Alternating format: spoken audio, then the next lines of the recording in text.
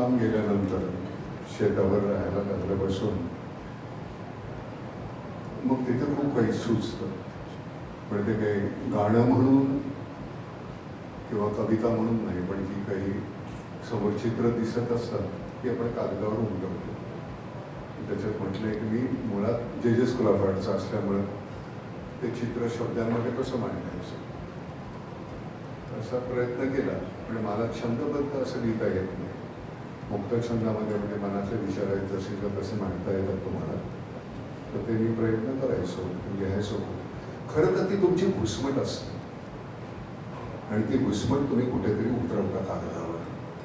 आमच्या नशिबानं आम्ही नट असल्यामुळे आम्हाला कॅमेरा आहे, त्याच्यासमोर आमच्या आतमध्ये सगळं जे साचलेलं ते आहे.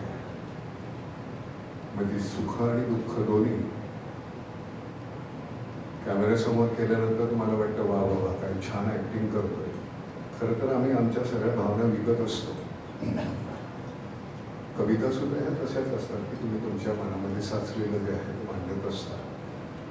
मग हा एक कुठेतरी त्याला चाल लावतो आणि मग त्याचं गाणं होतं, हा गातो. त्यामुळे त्याला गाणं हे स्वरूप नव्हतं ते. पण मला असं वाटतं की मनाचा बकालपणा दूर झाला तो तिथे गेल्यानंतर, शेतावर गेल्यानंतर. नाहीतर मग इथे सतत त्या भिंतींमध्ये राहिल्यानंतर ते जमत नाही. तिथे गेल्यानंतर सगळं आता भिंतीच्या जागी डोंगर आल्यामुळे फार बरं वाटतं. आणि तिथली चित्र आहेत त्याच्यामधलं एक म्हणजे असंच बोलत असताना त्याच्या वळणावर सरव ओसरते खळगीमधल्या पाण्यामधले चिमणी थोडे आभाळ पिते. आता चिमणी थोडे आभाळ पिते म्हणजे तिथे चिमणी ती खरंच अशी पीत होती पाणी आणि आभाळाचं प्रतिबिंब पडलं. तर त्यामुळे ते नुसतं तसंच मांडायचं आणि मग त्याच्यानंतर ती त्याचं गाणं करते आणि मी असंच लिहितो आणि मी ह्याला पाठवतो आणि हा कशी काय त्याला चाल लावतो. खरं तर इतकंच अवजालं असतं माझं सगळं, पण तरीसुद्धा हा छान अप्रतिम करतो असतो मोहरी. त्याला मी फक्त एकच सांगितलं, हा शहाणपणा जरा उगाचच नाना छंदातला. त्याला म्हटलं तुझं गाणं ओळखता नाही आलं पाहिजे असं कर. कारण काही वेळ असं होतं की तुझं गाणं मी सांगू शकतो की हे मोहरीचं आहे, तर आपली छाप ही पुसून टाकायची. त्याला गंमत असते. माझ्या मागच्या भूमिकेशी माझ्या आजच्या भूमिकेचं जर साधर्म्य असेल तर मी नट म्हणून कुठेतरी कमी पडतो, तू संगीतकार म्हणून मोठा आहेस. पण मला असं वाटतं की तुझं अनप्रेडिक्टेबल वाटायला पाहिजे.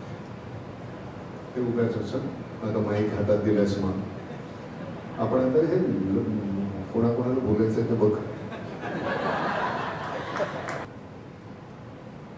सगळ्यांना नमस्कार. काय मी म्हटलं कोण मुलगी ओरडली वाटतं. सागरिका 25 वर्षाची झाली.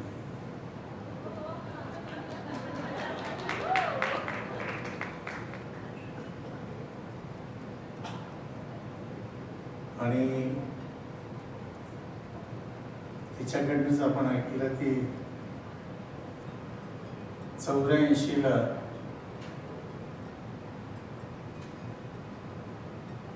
तिनं संगीत रेकॉर्डिंग क्षेत्रात पदार्पण केलं आणि सुरुवातीच्या आहुत्यांमध्ये मी पण होतो.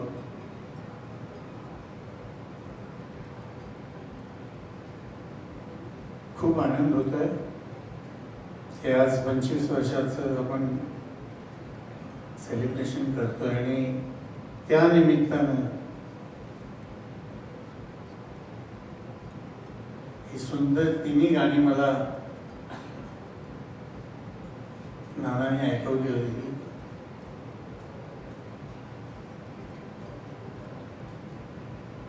नाना करते हुए लिखित आला इसने. हाँ नान्या खूप छान लिहितो त्याच्यात काही शंका नाही, कारण त्याची खूपशी हिंदी गाणी मी त्याच्या तोंडातून ऐकलेली आहेत. एका गाण्याला रेकॉर्ड पण केलं होतं, पण त्यावेळेला सागरिकाची आणि माझी ओळख नव्हती, त्यामुळे मला तिला देता नाही आलं. पण ते खूप छान झालं असतं गाणं, लोकांनी खूप पसंत केलं होतं. घर में है बस 6 ही लोग, 4 दीवारें, छत और मैं. पर तभी सागरिका तुला खूप खूप तुझं अभिनंदन. आणि स्वप्नील कुमार, वैशाली आई आणि पंडितजी, राहुल आणि आमचा मोहरी, तुम्हाला खूप खूप शुभेच्छा. ही गाणी आत्तापर्यंत जेवढी गाणी झाली त्यापेक्षा पुढे जावं ही देवाजवळ प्रार्थना. आणि 125व्या पदार्पणात आपण पुन्हा भेटू,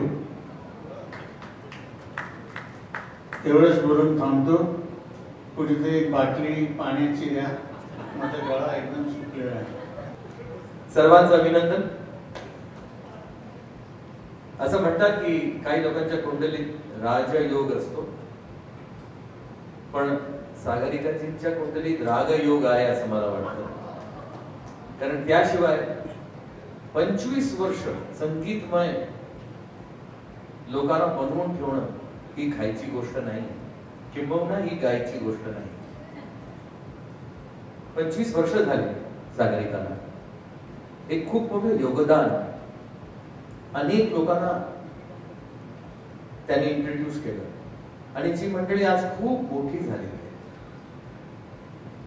आणि नवीन लोकांना एक वेगळा हुरूप येतो की आम्हाला सुद्धा काहीतरी मौका मिळेल, आम्हाला सुद्धा कुठेतरी संधी मिळेल आणि आपण पण काहीतरी करण्याचा प्रयत्न करू. या आपल्या महाराष्ट्रात काय आपल्या भारतात असे अनेक जण आहेत जे आपापल्या कारकिर्दीत व्यस्त आहेत, पण त्यांच्यामधला टॅलेंट अजूनही काही असू शकतो याची कल्पना लोकांना नाही. पण असंच काहीतरी मग बाहेर निघतं आणि मग एक सुखद अनुभव होतो, जसा नाना छंद मध्ये लोकांना होणार आहे. हा माझा मित्र कवी सुद्धा आहे, हे लोकांना कळणार आहे आणि त्याचा आस्वाद लोकांना घेता येणार आहे, त्याचा मला खूप आनंद आहे. ज्या प्रकारे माझ्या मित्राच्या साथीला सागरिकाजी आल्या, तसंच ही मंडळी सुद्धा, आमचे मित्र स्वप्नील, वैशाली, राहुल आणि निलेश हा एक अत्यंत टॅलेंटेड मुलगा आहे, त्याचं योगदान आहे, त्याची गाणी मला खूप आवडतात. तर अशा प्रकारचं काहीतरी नव्यानं लोकांच्या समोर येतं. कुणाला तरी एका अतिशय टॅलेंटेड माणसाला, ज्याचं टॅलेंट लोकांना माहिती आहे, त्याला सुद्धा स्वतःला रिडिस्कवर करता येतं आणि स्वतःला रिइन्व्हेंट करता येतं. ही खूप मोठी गोष्ट आहे कलाप्रेमी लोकांकरता आणि तुझा अभिमान आहे. खूप खूप छान. असेच तुमची वर्ष अजून पुढे जात राहावं, असेच तुम्ही लोकांना इंट्रोड्यूस करत राहा आणि असाच आनंद सर्वांना देत राहा. तुम्हाला आणि विक्रम तुला अनेक शुभेच्छा आणि शुभाशीर्वाद. जी सीडी निघणार आहे त्याच्यात ज्यांनी ज्यांनी गायलं आहे, ज्यांचं ज्यांचं योगदान आहे, त्या सर्वांना माझे कॉंग्रॅच्युलेशन्स. मला एकच सांगायचं होतं की 89मध्ये माझी बहिणाबाईच्या गाण्यांची सीडी निघाली. त्यावेळी मी खूप गात होते आणि त्यावेळी बिलाची गाणी फार फेमस झालं होतं. तर आणि तशीच सारखी गाणी मला मिळत होती. तर माझे मिस्टर म्हणाले, तू एवढ्या कंपन्यांसाठी गातेस तर तू विचार ना कुठच्या तरी कंपनीने की बहिणाबाईची गाणी तुम्ही काढाल का, माझी रेकॉर्ड काढाल का. तर मी 5-6 मी ज्या कंपन्यांकडे जात होते त्या सगळ्या लोकांना मी विचारलं की माझी काढाल का तुम्ही बहिणाबाईची गाणी, कारण ती अर्थाच्या दृष्टीने आणि खूप फिलॉसॉफिकल अशी गाणी होती. तर 16 गाणी होती आणि त्याची फिल्म निघालेली होती दूरदर्शनवरती, पण त्याचे रेकॉर्ड निघाले होते. तर त्यामुळे मला 89मध्ये जवळजवळ 6-7 प्रोड्युसर्सनी सांगितलं कंपन्यांच्या की आम्हाला हे कमर्शियल एवढं वाटत नाही, त्यामुळे नाही काढू शकणार. तर माझे मिस्टर म्हणाले आपणच काढूया CD, आणि आम्ही ती काढली. त्याच्यानंतर नाट्य सुरेशजींनी जी नाट्यगीतं गायले एवढी सुंदर गायले, तर ती त्यावेळी काढली. आणि त्याच्यानंतर माझे मिस्टर 99मध्ये गेले. तर मला प्रश्न पडला की आता कोणाला हे याचं डिस्ट्रीब्युशन आणि मार्केटिंग करायला द्यावं. तर त्यावेळी 7 कंपन्या माझ्याकडे आपवून आल्या की ही CD आम्हाला द्या म्हणून. म्हणजे ज्यावेळी त्यांनी मला रिजेक्ट केलं होतं त्यावेळी 8-10 वर्षांनी मला त्यांनी सांगितलं की आम्हाला हे द्या राईट्स सगळे. तर ते सगळे खूप पाहिजे आहे, तर आपण यांनाच द्यावी. आपण ते राईट्स सगळे मी त्यांना दिले आणि त्याने त्याचं छान मार्केटिंग आणि डिस्ट्रीब्युशन केलं. त्याबद्दल थँक्स आणि कॉंग्रॅच्युलेशन्स. नमस्कार. कैसे बताओ तुझको 25 साल हो गए, कितनी खुशी हो गई मुझे. तर सागरिका जी, विक्रम जी, तुम्हाला या प्रवासाच्या खूप खूप शुभेच्छा. आणि आज या मंचावर सर्व दिग्गजांना नमस्कार. आणि सागरिकाजी, तुम्ही मला बोलवलं आणि सांगितलं नवीन नवीन कलाकारांना इंट्रोड्यूस करणं, तर लक्षात असू द्या. आणि सर्वात मला खुशी असेल की सुरेशजी भेटले, सचिनजी भेटले, आणि तुमचे हे जे 3 कलाकार आहेत, वैशाली सावंत, स्वप्नील आणि अवधूत, तर त्यांनाही अभिनंदन. कारण तुमचा हा म्हणजे तुमची ही फॅमिली आता ही फॅमिली मोठी झाली आहे. आणि मला सर्वात मजा आली जेव्हा मला वाटतं 10-15 वर्षापूर्वी नानांबरोबर आशाजी, मी, नाना आपण एकत्र अमेरिकेला गेलो होतो. आणि आज जेव्हा नानांनी मला पाहिलं, जे जवळ मला अशी जी मिठी मारली, thank you Nana. All the best, God bless you.